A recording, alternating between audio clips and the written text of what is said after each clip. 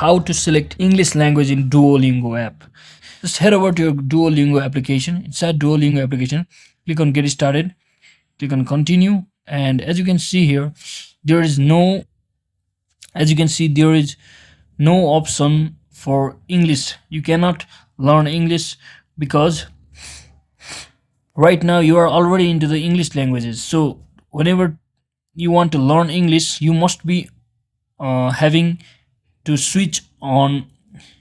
You must be switched to another language. For example, let's say just simply head over to more section, and as you can see, once you click on more section, you can see the English option for different multi speakers. For example, Arabic speakers, Bengali speakers, Chinese speakers.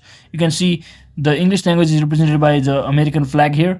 So if you are, let's say, French, who is trying to learn the English language, then you can simply click on the English icon and click on continue.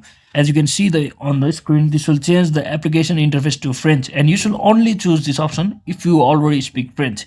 So that is it, guys. That is exactly how you can change or select the English language in Duolingo app.